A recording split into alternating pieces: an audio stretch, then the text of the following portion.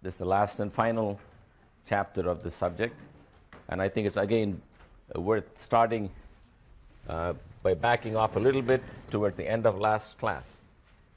I think there may be parts of it which are maybe difficult for you to follow. So let me remind you what we were trying to do.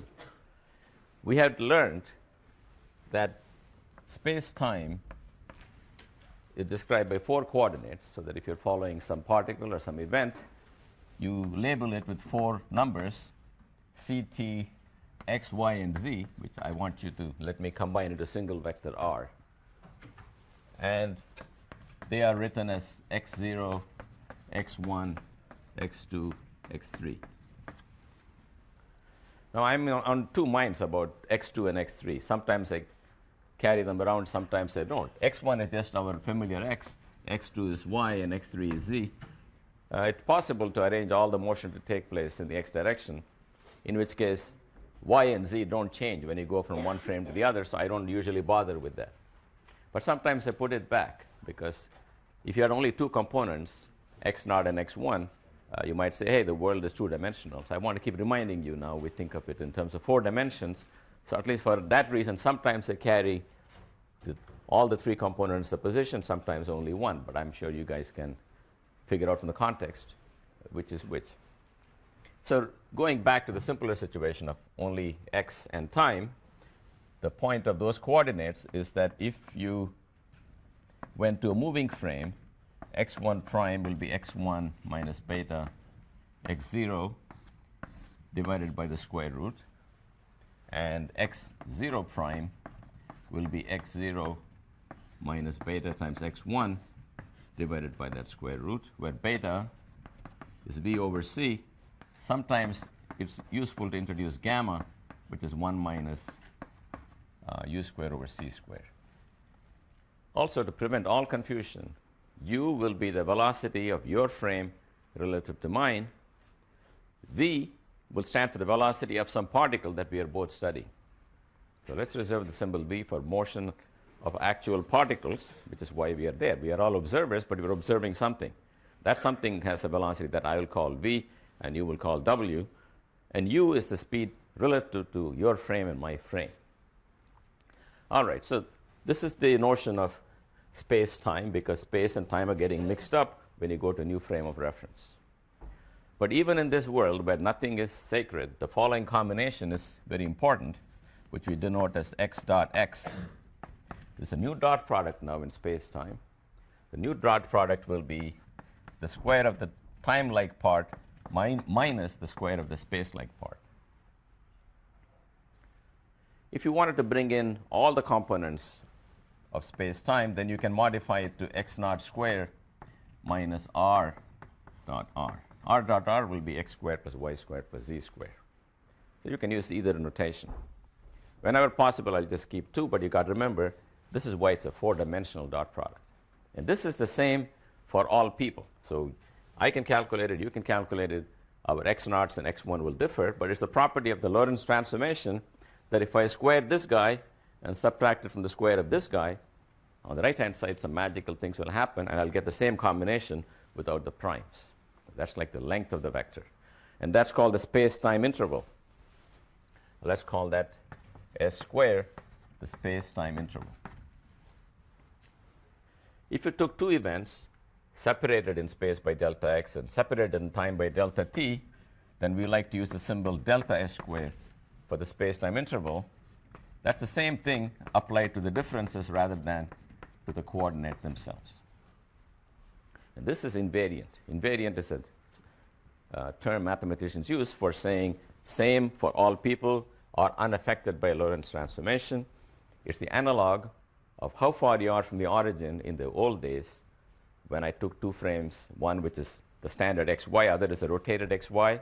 If you go to the rotated frame, the components x and y change, but how far you are from the origin or what's the length of the vector is the same for all people. More generally, the dot product of 2 vectors is invariant under rotations, and this is the new dot product. We use the symbol dot product, but I don't draw arrows, because if I don't draw any arrows and use capital letters, it means it's a 4 vector. That's the x vector. Then I said, let's try to reason by analogy and try to invent a momentum vector. How did we invent the momentum vector in the old days? We said, let the particle move a distance delta r, a vector delta r, in a time delta t, and I divide by delta t and take some limit. But I know this is a vector because delta r is the difference in two vectors, where the particle is now and where it is later. Difference of two vectors is also a tiny vector going from here to there. Dividing by a scalar I mean something that is not affected by rotations, means taking a vector and multiplying it by some number. Therefore, that's also a vector. So this ratio is also a vector, and the limit of the ratio is also a vector. I'm sorry, I forgot the mass here, and we call it the momentum vector.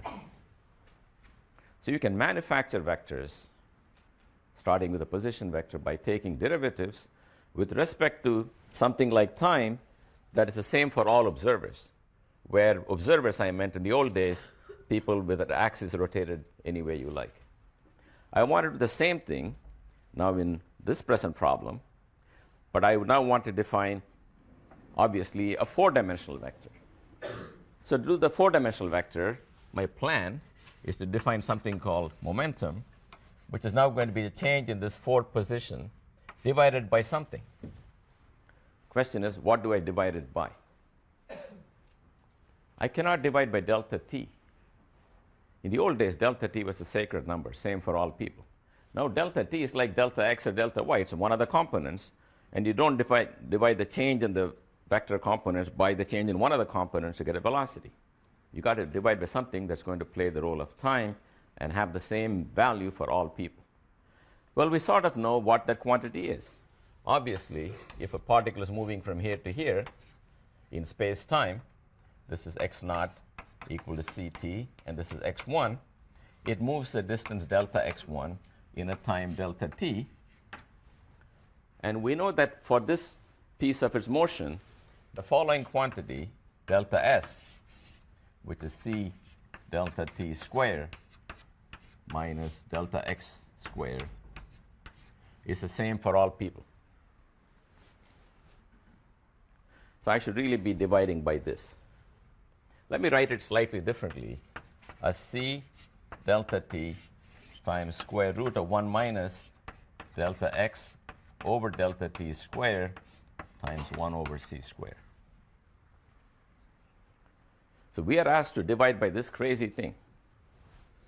Well, let me write this crazy thing as c times something I want to call d tau. D tau is dt times square root of 1 minus delta x over delta t squared times 1 over c squared. Then I said we can give a meaning to this thing. In fact, let's take derivative with respect to tau, not s. They differ only by this factor c, which is a constant, so it doesn't matter.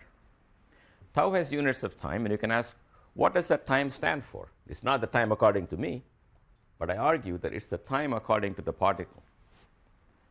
Why? Because you can evaluate this quantity in any frame you like. So go to the frame moving with the particle. If you're moving with the particle, and if you're here now and there later, later is certainly later, but here remains here for the particle. It doesn't move in its own frame. So delta x will vanish. Therefore, delta s simply reduces to c times the time elapsed according to the particle. So d tau is the time elapsed according to the particle itself. According to particle. That's what we're going to divide by. So it's a very clever way to circumvent the question of what shall I take derivative with respect to. My time and your time all are variable. We don't agree on it. But let's ask how much time elapsed according to the one thing we are studying. Let's divide by that time. That answer will be the same because you and I may not agree on how long it took to go from here to there, but we can all ask how long did the particle say it took to go from here to there. We're talking about the same thing, and we'll get the same answer. To get the particle time, you got to take the time according to you and me and multiply by this factor. This factor, by the way, is nothing but the usual time dilatation. Because if the particle says it took time d tau, because the clock is slower by exactly this amount, I will say it took longer by this amount. So let's rewrite this in a way that's going to be more helpful to us. Take the ratio and write dt over d tau is 1 over square root of 1 minus v squared over c squared. I'm going to use that in a minute. That just says the time according to me and the time according to the particle are related by the time dilatation factor that's controlled by the velocity of the particle. Now we are ready to define the force momentum p. The force momentum p is going to be m times dx naught d tau times m dx1 d tau. I'm not going to bother with the other components. We can always put them back. Well, x naught, you remember, was ct. So this really becomes m dt divided by d tau times m dx divided by d tau. This is guaranteed to be a 4-vector. That means if you know the components of this in one frame of reference, and you call one of them as p0, and you call this one as p1, then in a frame that's moving relative to you at speed u, p0 prime will be p0 minus beta times p1 over the square root, and p1 prime will be p1 minus beta times p0 over the square root. It'll transform just like the components of x. Yes? For p0, where does the c go? Where did the c? No, it did not go. You're quite right. It is c. X naught is ct. You're quite right. It is c times dt. You need that, then this is correct. So we got a 4-vector, but we don't know what it means, because we don't know what d tau means. It's, of course, it's the time according to the particle, but I don't care about particle. I'm studying this particle. I got my own clock. I got my own meter sticks. I want to think in terms of time according to me, period. Well, we can do that. We can do that by going to anything where you take a derivative, such as dx1 d tau, and you can write it as dx1 dt times dt d tau. dx1 dt is something we understand. It's just the velocity according to you and me. If you use that rule here, you will find the momentum has got components m times c. dt d tau is dt dt, which is 1, times dt divided by d tau, which is this factor here. And the second thing will be mv divided by the same thing. In other words, you can trade tau derivatives for t derivatives everywhere, provided you attach this factor. That's the ratio of the tau derivative to the t derivative. So now I have a 4-vector. I still don't know what it means, but at least it is written in terms of things which have direct operational significance for me. I see a particle moving. It's got a velocity. Put that in, and I get this thing. Apparently, the relativity theory says this should play the role of momentum, but a 4-dimensional momentum in your new world. If you want to bring the other components, we will put an arrow. We can keep it or leave it. Doesn't matter.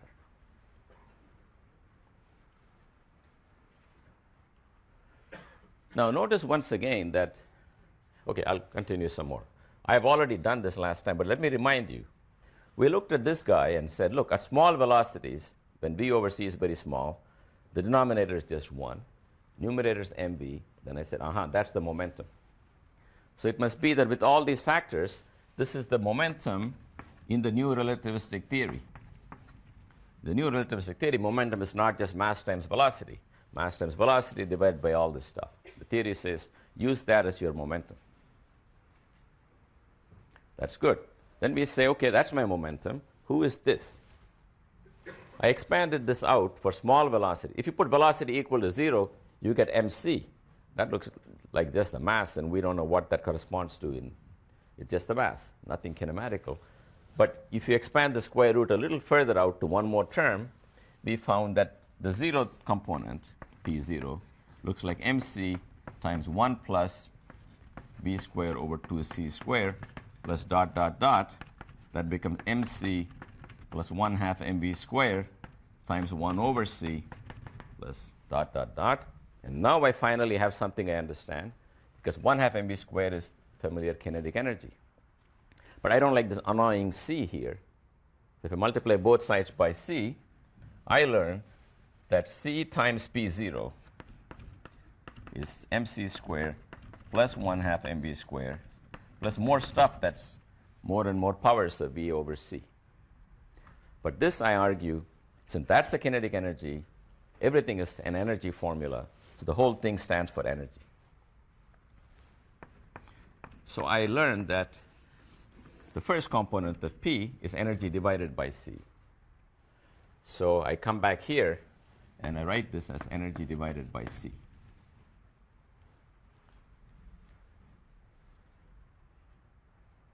So for all of you, or for many of you who found some of this mathematics difficult to follow, it depends. For me, it was love at first sight. This is really when I said I want to go into the business. For some reason, this worked for me. But it doesn't matter. What you have to know is what I'm going to tell you now. Operationally, I'm not going to hold you responsible for this part of the material at all. For me, it's part of explaining how logically, starting with the very first axiom, first two axioms, you can deduce everything. But now I'll tell you operationally what you guys are supposed to know. You are supposed to learn the following two things. In the old days, we had time and we had space. They have been united into a single quantity, CT R, which we write as x0, x1, etc. In other words, the three components of a vector joined with one quantity that look like a scalar together to form a four-dimensional object.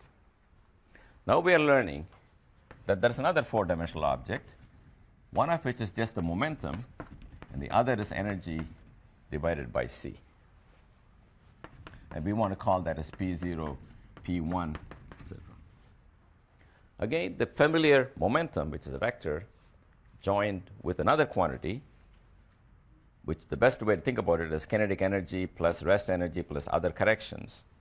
But it's a scalar. It doesn't depend on orientation of axis in the old days. But now, under Lorentz transformation, namely when you go from one frame to another, E and P will all mix with each other, just like X and T will mix with each other. But this is the new four vector. This is called the energy momentum four vector. Just like that's called the space-time four vector, this is the energy momentum four vector. So all over relativity, you will find three objects, which is to be part of a vector, will combine with the fourth one, which is to be a scalar. Together, they will form a new four-dimensional vector. So we should know the following. When we are studying particle dynamics, we have to know in more detail. In fact, let me dedicate a whole board to that. It's very important. The new definition is that it's E over C and P. Yep. I'm kind of confused how you know that that's energy. Just because it looks like energy? Well, it looks like mc squared plus 1/2 mv squared plus other stuff, right? So I recognize 1/2 mv squared as an energy. Then the other powers involving v to the fourth, c to the fourth, they're all corrections, obviously, to the energy at higher velocity. Just like momentum, even in relativistic theory, was not mv. It started out like mv. But when you expand the denominators and powers of v over c, you'll get more and more corrections. I identify this as an energy. Because if I go to very low velocities, it reduces to the rest mass, which is never going to change, plus a 1/2 mv squared, which played the role of kinetic energy. Right? That's why it has units of energy, and one term in it looks like energy. So the whole thing, the theory is telling you, is all just the energy of the particle. In the old days, when velocities are very small, we saw only the two terms are written, 1/2 mv squared and mc squared. Mc squared we didn't bother with because it doesn't change in any collision. You add the mc squares before, each particle has got its own mc squared. Before and after, they're simply canceled. It's the 1/2 mv squares before and after that were equal, and we use that to solve collisions. Now we will be told you should use the conservation of this energy and the conservation of this momentum in a collision. Okay, so the first thing is, this is E and this is P, and anyone says, what is E? It is mc squared divided by 1 minus v squared over c squared, and P in one dimension is mv divided by 1 minus v squared over c squared. This you must know. So momentum in relativity looks a bit like the old momentum, but it's got this ubiquitous factor. And energy looks really weird, doesn't look like anything on Earth, but if you expand this in powers of V, you will see the terms we wrote down.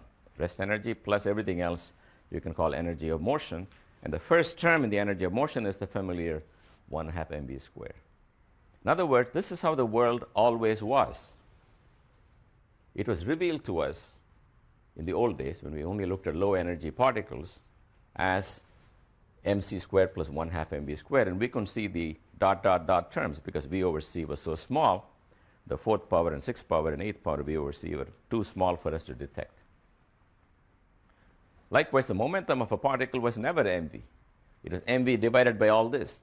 But for small values of v over c, it looked like that, and we figured, hey, that's what is really happening. So we were looking at an approximation to these quantities in the old days when velocities were small, and as velocities go up, those quantities are not useful. This is what the theory says should play the role of the new 4 momentum. So the significance of this being a 4 momentum, first of all, is what is written in the top right corner there. Namely, if you know the energy and momentum in one frame, you can find the energy and momentum in another frame of reference, moving relative to me. For that purpose, you should take the energy and divide by c. You should call it p naught. The momentum can be left as it is, and this will behave like x naught. That will behave like x1 under Lorentz transformation. Well, there are other consequences of the fact that p is a 4 vector. First consequence is this. You remember the dot product of a vector with itself is the same for all observers. So what's the dot product of p with itself? Well, before I do that, let me remind you in general, in relativity, you will have 4 vectors. A, they'll have one part that looks like time and one part that looks like an ordinary vector. And B is another 4 vector. It's got a part that looks like time and another part that looks like an ordinary vector. It's a union of a former vector with a former scalar. And they will transform under Lorentz transformation just like x naught and t. But the following quantity, a dot b, which is a0, b0, minus the usual dot product of the spatial components, is invariant.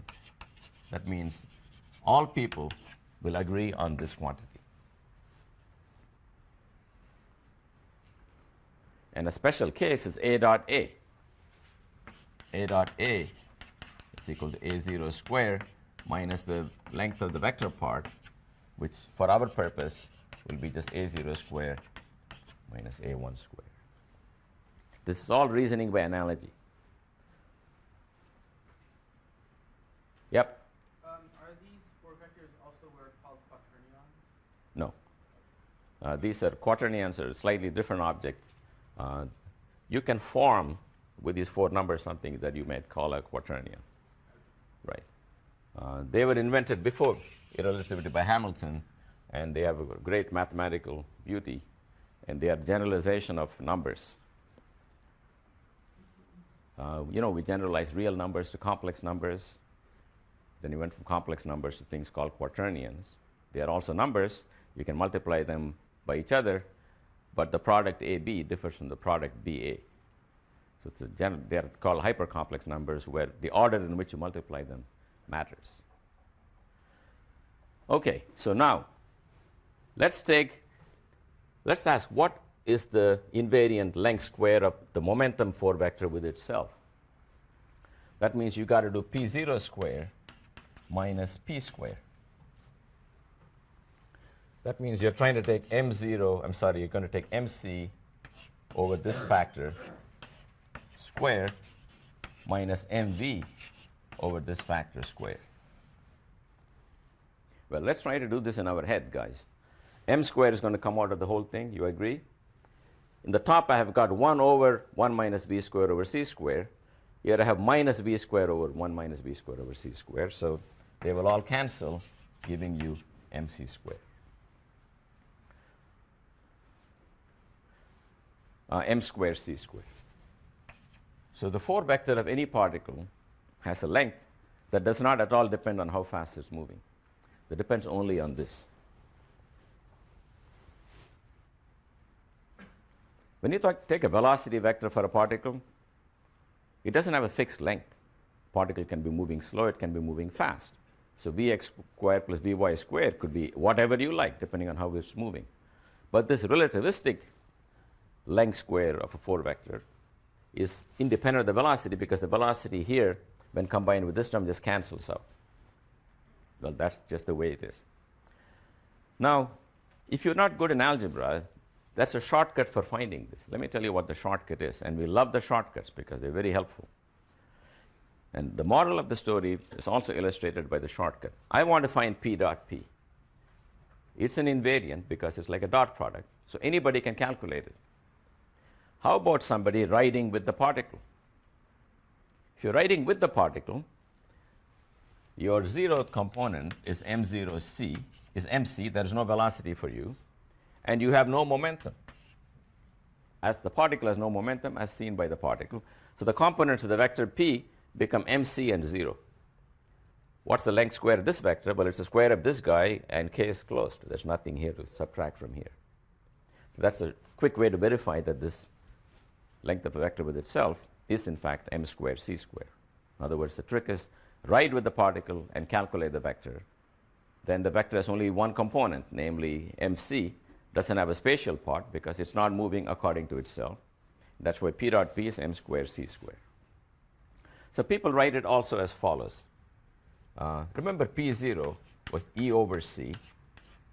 This is just P squared is m squared c squared. Now don't write it. This is one way to write it explicitly. But here is how people write it. Multiply both sides by c squared and write E squared is equal to c squared p squared plus m squared c to the fourth. That deserves a box. That's how we remember it. I have just rearranged this equation. P dot P is m squared c squared. By definition, P dot P is the time-like component square minus the spatial component square. We agree the time-like part is E over c. Spatial part is just the momentum. So I've just rearranged it to get this. And it says the energy of the particle depends on its momentum. If it comes completely to rest, you kill this term. That's E equal to mc squared. That's the rest energy of a particle.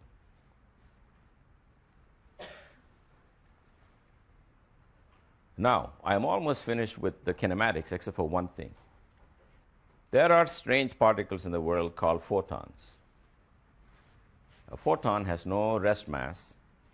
Therefore, if you naively went by any of these formulas, if you kill the mass of the photon, you might think energy and momentum vanish because m is going to 0.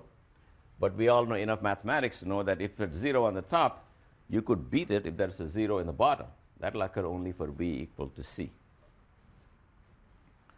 So particles moving at the speed of light do have energy and momentum, but they don't come from a mass divided by something, or mass times velocity divided by something. They simply have energy and momentum that obeys this equation without an m on the right-hand side. For a photon, E squared equal to c times p squared is what a photon obeys. So photons can have energy, and photons can have momentum, but their energy will be c times their momentum. So that if you find the invariant square of the photon momentum, you will get 0. So photons are particles whose momentum square is 0, where the square is the 4-dimensional square with the time square minus the spatial square.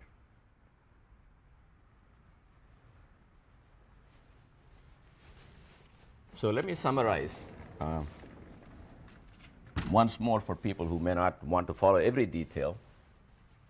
The practical part of what you must understand from what I've been teaching you is that when you study a single material particle which has a mass so that it can be brought to rest and made to sit on the table, we associate with that a 4 vector.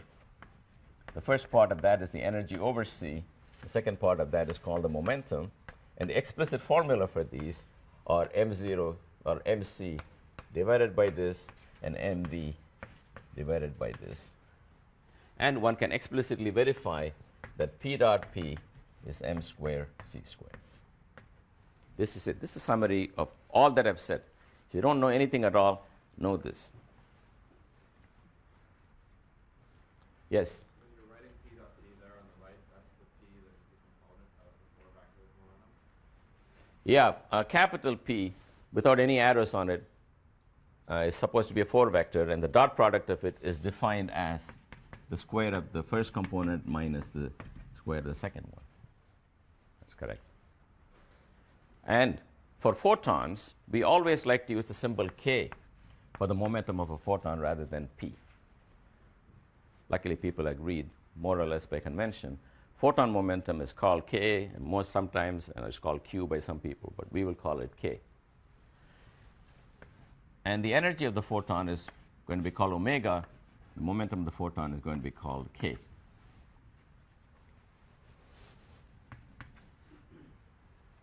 And the condition is omega equal to Kc. And that's the condition K dot K equal to 0. K squared, if you like, shorthand for K dot K, is 0 for photons. Photons are particles whose square of the 4 momentum is 0. Material particles that can come to rest have a square of the 4 momentum, which is m squared c squared. This is something you have to know. Another thing you have to know is that when I write them in this notation as 4 vectors, you should know the following. If I know the components, P0 and P1 in one frame, and you move relative to me at speed u, P0 prime and P1 prime will be related to P0 and P1 by the Lorentz transformation, just like x0 prime and x1 prime are related to x1 and x by that formula on the top left. Last thing I wanted to say, I'm going to do a lot of problems for you so you get used to doing relativistic kinematics. Last thing I want to tell you is, why do we take this definition of momentum? Okay, you agree the theory naturally gave out something that it said deserves to be called momentum, but what's so nice about this? Why is it important that the momentum and energy form a vector? I'm going to give you a reason for it and try to follow the reason. The whole advantage of energy and momentum, what is the big deal about energy and momentum? Let me ask you that. Yes? They're conserved. They were not useful unless their special utility came from the fact they're conserved.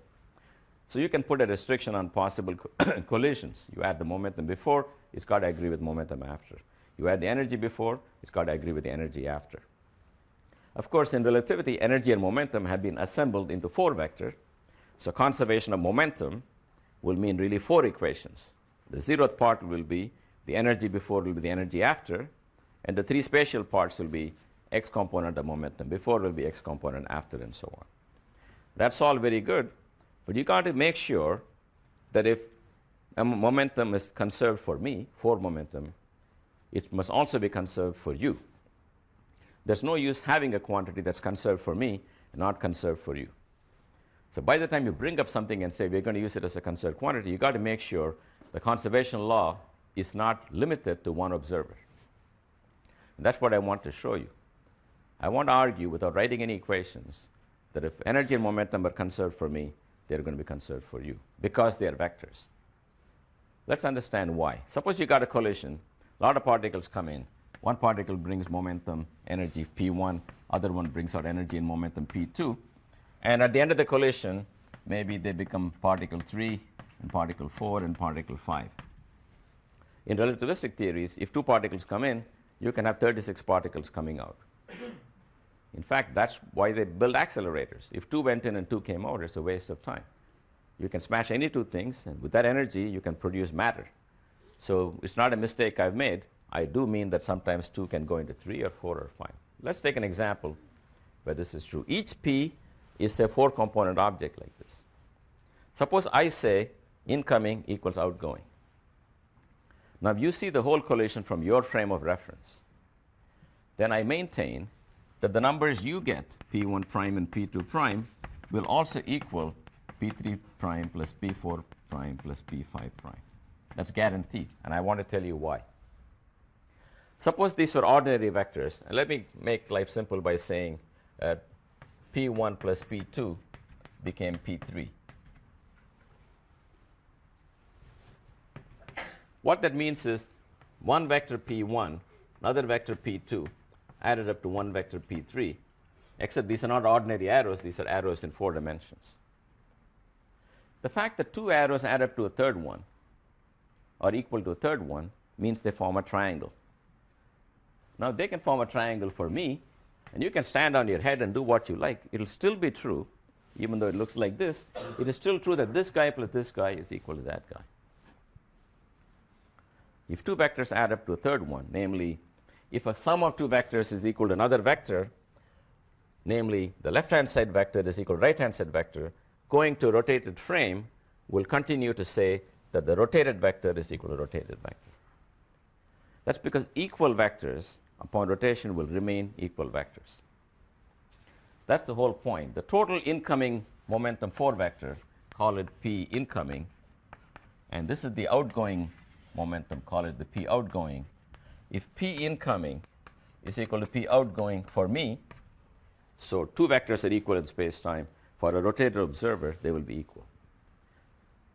Do you understand why? Because my total incoming vector will undergo a Lorentz transformation to become your incoming vector.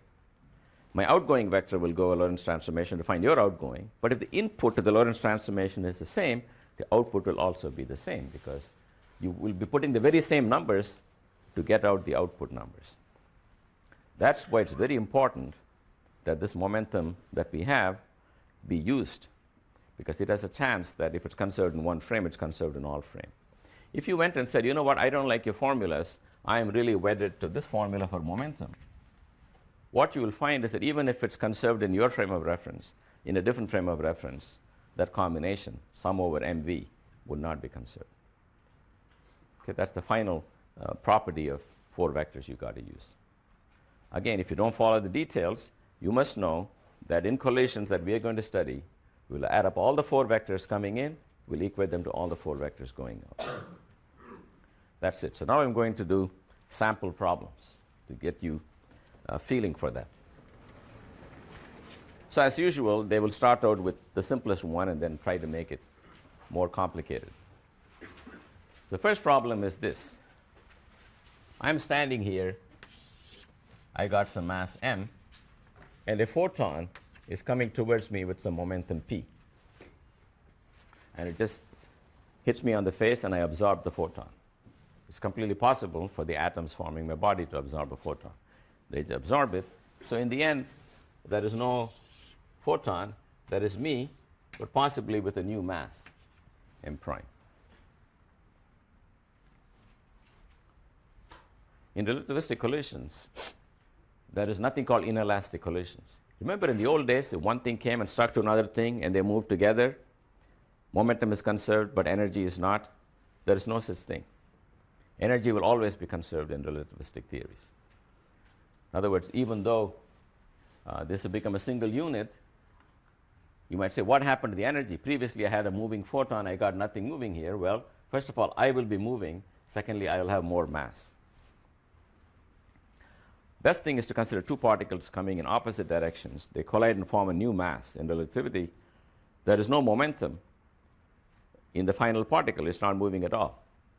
But it will be more massive than before, and that extra mass times c squared will be the extra energy brought by the particles that formed it. So anyway, the question here is, what is m prime? That's what we have to figure out. So the equation we will use is, I will call my momentum as p, and I will call p1 as the initial one and p2 as the final one. Let's write down all the equations we can. The only equation in town is k plus p1 equals p2. K is now, everybody is a 4 vector, so don't be fooled. It's 4 equations. But in this problem, luckily, since there is no motion perpendicular to the x-axis, we can have just x momentum. There's no need for y and z, because the photon comes this way. It can knock me, and I can start moving this way, but all the action is in the x direction. So here it will be actually 2-dimensional vectors and not 4. There's nothing vertically before or after. It will be 0 equal to 0. So what are those equations? Before you do that, let's write down the momentum of the photon first. Momentum of the photon has got some energy, omega over c, and it's got some momentum k, where omega equals kc. You got to remember that. P1 has got an energy which is mc and no spatial momentum because I'm not moving. at the end of the day, P2, I am moving, but I also have a new mass. And I have a new velocity, which we don't know. Then I have m prime v divided by square root of 1 minus v squared over c squared. Now, all of you should be able to write this part down. If you're not, you should take a minute, you should think about it, you can stop me, you can question me. But if you cannot do this, you cannot do any of the problems. So you've got to think, would I have done this? Does it make sense to me? What's the bookkeeping is all in the top. When you got a material particle, its first term, zeroth component, will be m times c divided by the square root of all those things. But if the particle is at rest, you only have mc. There is no momentum. The final object, me, after I got hit by the photon, I am recoiling. So I will have a velocity. I don't know what it is. But my energy in terms of that, the first term, P0 will be this will be P1. Now the law of conservation of energy and momentum, namely K1 plus P1 equals K2 plus P2, will really be saying all the energy parts, or the zeroth components, will add up before and after. And the first components will add up before and after. In other words, omega over c plus mc will be equal to m prime c over this. Then k plus 0 will be equal to m prime v divided by this. This is not any different from the old days. You had law of conservation of momentum, you have law of conservation of energy, except energy is not 1/2 mv squared. Energy is this crazy thing. Plus, even if a particle is not moving, don't forget to give it mc as the energy. That's the new part.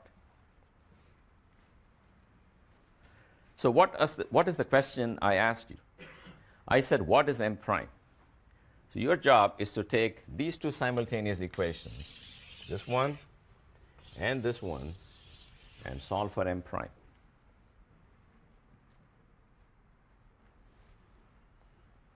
So what should I do? Can you think of a strategy that will give me m prime? Yes? You said k equals the right side of that equation. Yeah. To the first one. Into this one here? Yeah. Yeah. You still have to solve for m prime, and you also don't know the velocity here. Remember, you have to solve for the velocity, and you have to solve for the m prime. If you say, what are the unknowns and what are the knowns, let's be very clear. The photon has a known momentum and known energy that's given to you. Initial me has a mass m that's given to you. Your job is to find the unknown mass m prime and the unknown velocity. Two equations for two unknowns, but they're not simple linear equations where you can add and subtract. Okay, the simple linear equations are multiply this by 3, multiply that by 4, and subtract, and you'll get what you want. It's more complicated. The trick that you really want to use is the fact that for any particle, if you took the square of the zeroth component, subtract from it the square of the spatial component, the answer will be m prime square c square. So I'm saying this square minus this square will be m prime times c square, and that you get by taking the square of this minus the square of this. You can juggle that, but I'm not going to do it that way. I'm going to show you a much more efficient and rapid way to do this. So let's do it the more efficient way. So let me come down here so you can see. Here is the shortcut. Shortcut is to work entirely with 4 vectors and 4-dimensional dot products, and don't get down to the ugly business of writing each component. We know that P2 is P1 plus K, right? And who are we after? We are after m prime. Then we remember that P2 squared, namely P2 dot P2, is equal to m prime square c square. Yes? So the question you are asked is, no one asked you how fast I am moving after I got hit by the photon. You're only asking me, what is my new rest mass? See, I've swallowed a photon, so I weigh more. It's really that. How much more do I weigh is the question, namely, what is my rest mass? Namely, I swallowed it, and I recoiled, and if you travel with me and find me at rest, what mass m prime will you measure? So no one's asking me my velocity of recoil v. So you shouldn't bother to calculate that. You could if you wanted to, but no one's asking you that. So go directly for p2 square. So the quantity we're looking for is m prime square c square. That's got to be p1 plus k, the whole thing square. Well, do the old algebra. That's equal to p1 square plus k square plus twice p1 dot k.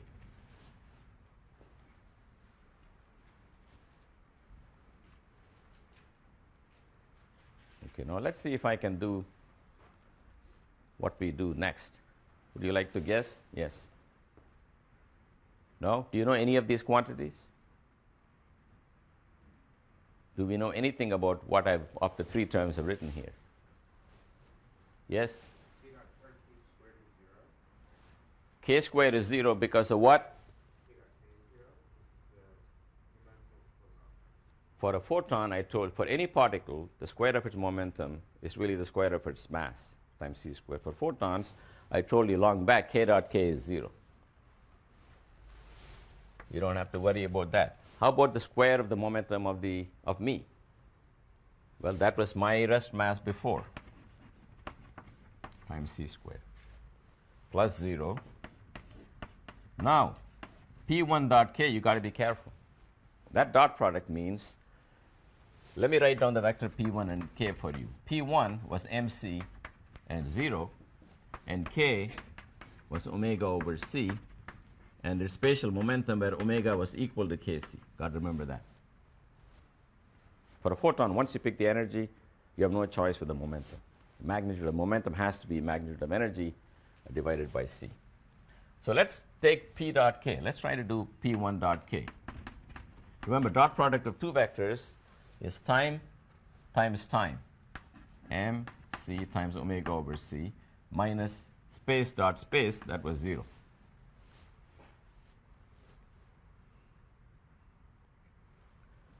So I cancel that, and I find it's really m omega. And that's equal to m prime c squared. Yep. Could you just remind me what the omega stands for again? Yeah, the photon, remember the four vectors, first component is energy over c. Second component is the momentum. It's traditional to call the energy of the photon by the symbol omega. And it's traditional to call the momentum of the photon, the usual momentum, by the symbol k. And that's very helpful. Otherwise, you can have p1 and p2 and p1 sub 0 and k1 sub 0, too many indices. So what we're trying to do is, whenever we write a k, whose components are omega and little k, we know we're talking about the photon. And whenever I write a p, I know I'm talking about the electron. So omega is just an energy of the photon. So now, if I cancel all the c squares, then I get m prime square is m square plus 2 m omega over c squared. Now you can take the square root if you like, and that's the answer.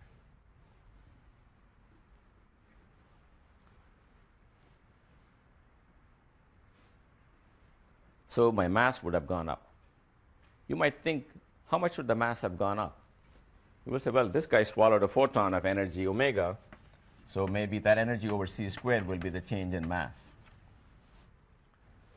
That's not correct, and you got to think about why that's not the answer. Why is that wrong? Why doesn't the photon energy turn into my extra mass? Yes? The final velocity changes the Lorentz factor. In other words, when I absorb the photon, I also have to recoil to conserve the momentum of the photon. Consequently, my final energy will equal old energy plus photon energy, but that does not mean all of it is rest energy, because there's some energy of motion. So you got to make sure that in the end you calculate it so that the total energy is balanced, but it's not contained in rest mass, because you produce the rest mass and you also move the rest mass. And for all of that, you got only the energy of the photon to work with.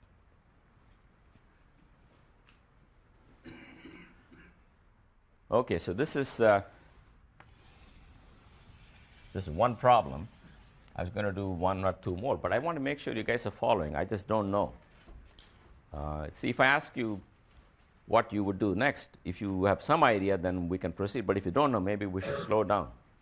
And you've got to talk about which part of it you find more difficult. So let me say a few things. And the first time you hear something that you find difficult, you've got to put your hand up. Okay? Otherwise, you're not going to make progress. First thing I say is this. Particles of mass have an energy and momentum that depend on their velocity and rest mass as given by the first equation. And the energy and momentum are assembled into a 4-vector, the first component of which is E over C, second component is just the momentum. That much you should know.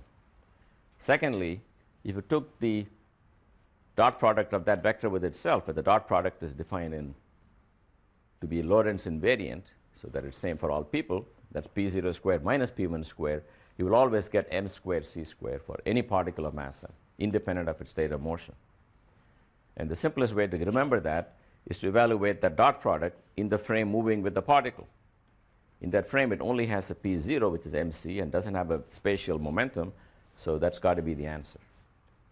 Second thing, when you deal with photons, it's a little tricky.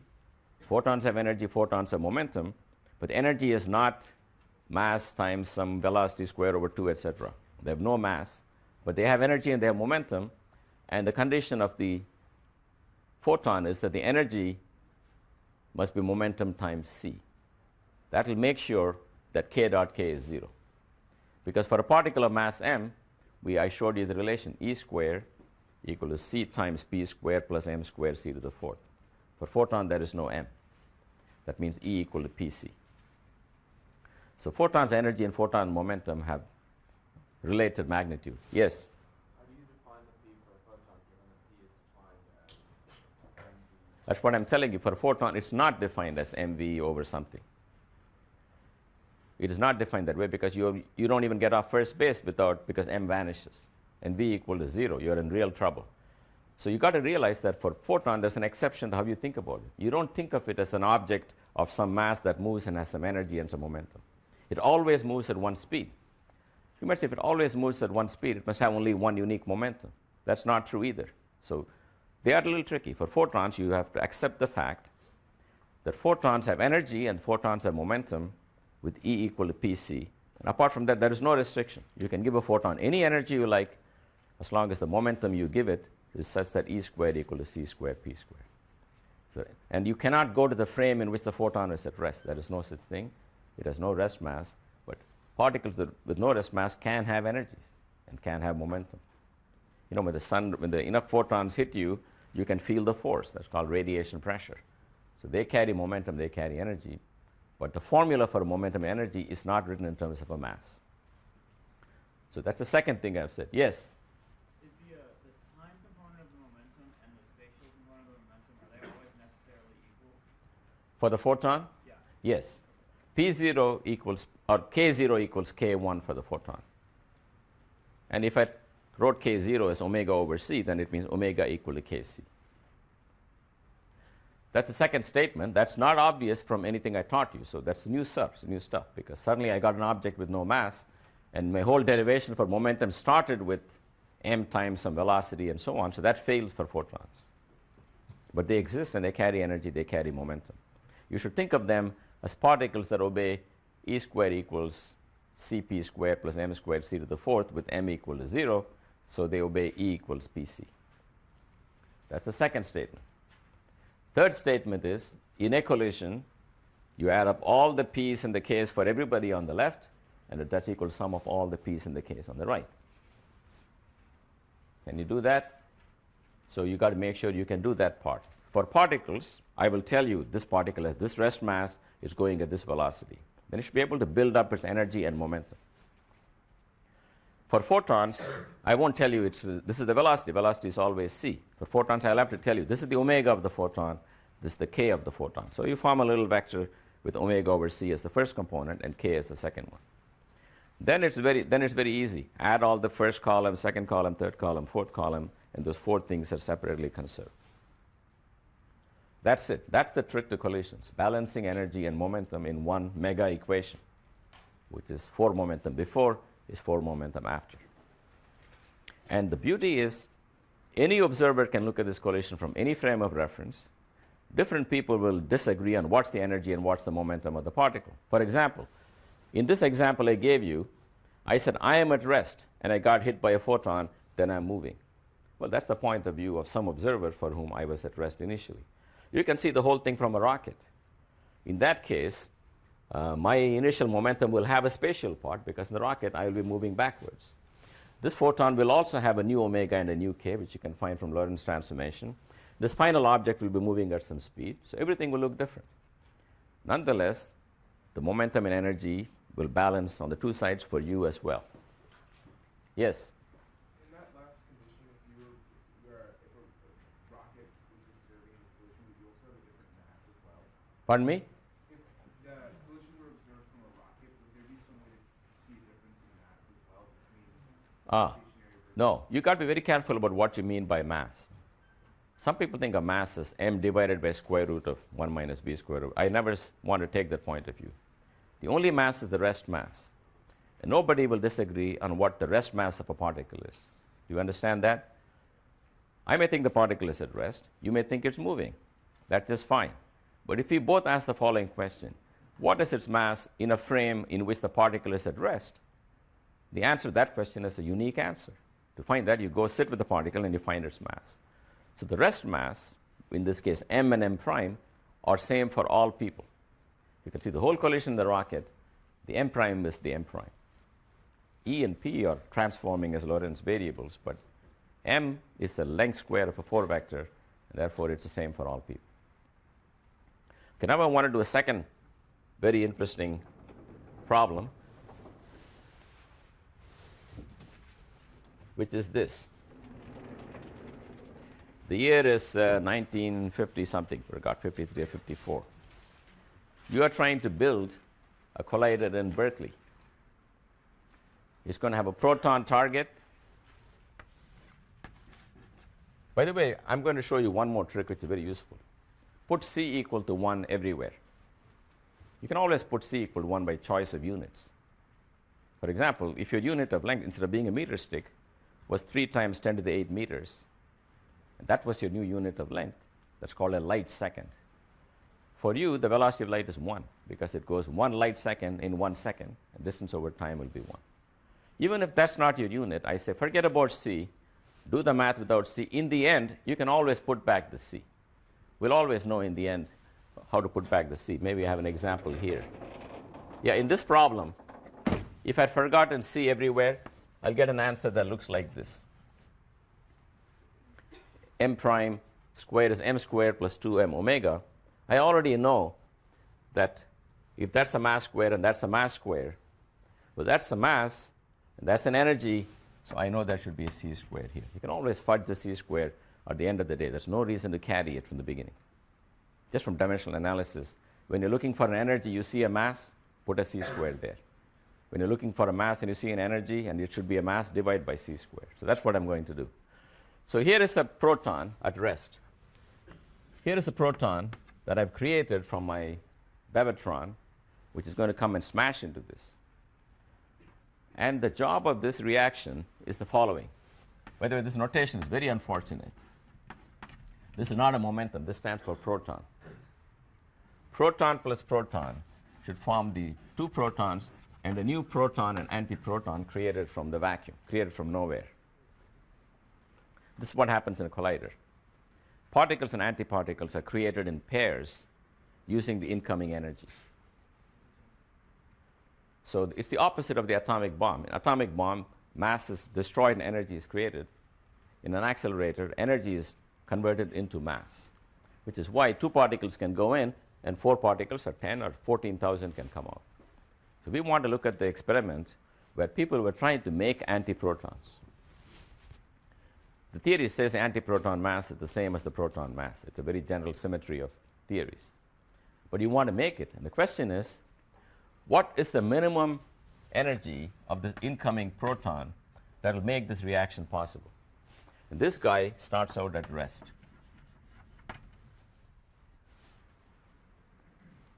So what energy or what momentum should the incoming projectile have? Yes? It should have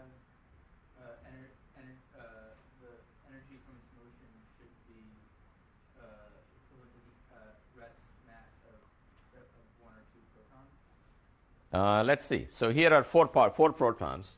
And in the cheapest collision, what will they be doing in the end? They'll all just be like kind of, Sitting in a clump. yeah. And what will be the energy of that clump? The pump will the energy will just be the energy of their respective atoms. Do you agree that's 4m? Yes. Okay, this guy brings energy m to the collision, being the static target. So you will conclude the energy of this should be 3m. By that we mean mc squared divided by 1 minus v squared over c squared should be 3 times mc squared. That's the energy. Because that 3m plus this m will make 4m. Yep? And why do we say that the proton on the right that's coming in is m, and then we define the other one is 3m? No, no, no. The mass of these particles is always m. I'm saying the energy of this guy is 3m. Okay. Yes, if this is 3m, that guy brings an m just by sitting there, and we need 4m to make 4 particles. And we want the cheapest deal, so nobody is doing anything. But this is wrong. This is an underestimate for what you need. You need more. You got to think about why do we need more energy than this? Yep. So in this case, the proton and the antiproton will annihilate, so they should move in separate directions. So they will No, let's say they don't annihilate. They form and they don't annihilate that fast. So they can be produced. Antiprotons can. That's not the reason why. I want you to visualize the question we are asking. Obviously, if you send a super duper proton beam, it can knock the hell out of this proton, produce however many particles you want. We want the minimum energy, and the picture we have is what's the minimum energy of 4 particles? Well, it's 4 particles at rest. That's the one for which we computed the energy, but there's something wrong with that argument. Yes? To conserve momentum, you can't be at rest. Yes, let me repeat what he said. Law of conservation of momentum will not allow you to take a situation where a proton comes in with momentum, this guy is doing nothing, and you cannot have 4 particles at rest because their momentum is 0. Therefore, the 4 guys who are produced must be drifting forward with some minimum momentum so that that momentum equals incoming momentum. That means you got to pay the price to make them, you got to pay the price to move them at a minimum momentum to balance the incoming momentum. So that should tell you that the real energy of the incoming particle has got to be more than just whatever I said, 3m. So we're going to find out the real momentum. So the trick is again going to be the same. So this is the initial state, this is the final state, but this final state has got some motion. It cannot be at rest. So what's the initial momentum? Initial momentum for this guy is some energy E. For this guy is some mass m.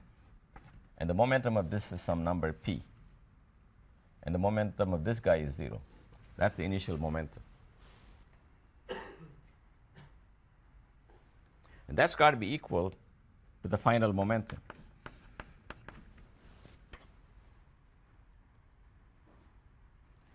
Very good. Final momentum you can write down in detail by taking these 4 masses, giving them some velocities, but I'm not going to do any of that. Yes? Where did the M come from? This m, this particle has an energy m. It's really mc. Sorry, this E over c, mc and 0. This guy has got E over c and some momentum p. I've forgotten the c. Remember, we agreed that we're not going to worry about c in this problem. So this is just m.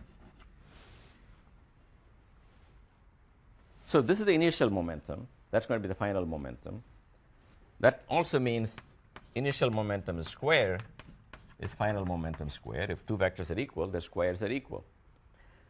Now, the final momentum square, I say we can evaluate not in the lab frame, but in another frame called the center of mass frame. And here is a center of mass frame. Suppose you start moving to the right at some speed. What do you think will happen?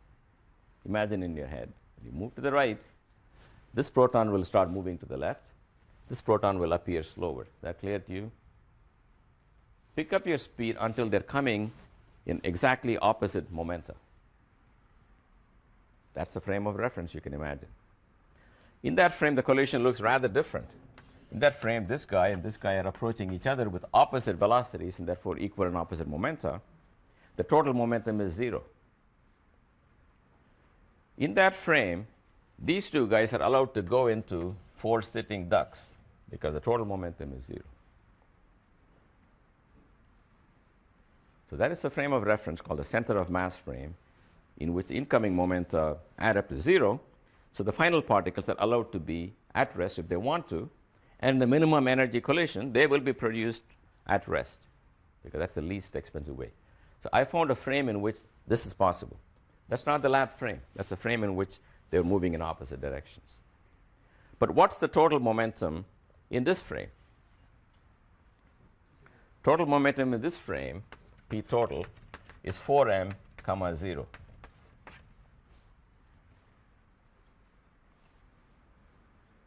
Now, no one says the total momentum in that frame has to be the total momentum in my frame, but, say P final. No one says that P final should be my P final, but the square of that P final is the square of my P final, because the square of any vector is the same for all observers. So what is P final square? You guys should know by now. This dot product of this vector with itself is the square of this number minus 0. There is nothing here. Therefore, I argue here that P initial square is equal to P final square. That I calculate in the center of mass frame, and I get 16m squared. Yes? Why should the squares of the momentum be equal? Right. Why is the square of the 4 momentum the same in 2 frames of reference? Anybody answer that? Why is the momenta are not equal, but the square is equal? Why is that? Because it's a dot product of a vector with itself, and the whole idea of defining these squares is so that they are the same for all observers. The whole idea of defining 4 vectors is that when you take the length square of a 4 vector, defined in this crazy way, 0th component square minus the first component square, that's same for all people, right? That's the beauty. That's why, if you really look at the total momentum vector in the lab frame, it looks like this. And that's got to be the final total momentum too. These numbers are not, they're both non-zero. So no one says the total momentum vector is the same. In the center of mass frame, it looks like this, but the square of the vector must be the square of the vector for all people. So let me finish this and maybe we'll have a discussion. So P initial squared is 16m squared. So this is the topmost line. Find the square of this vector. It's E plus m squared minus P squared is 16m squared.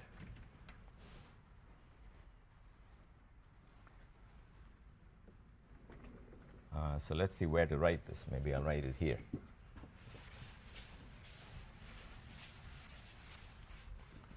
That means E squared plus m squared plus 2em minus P squared is 16m squared.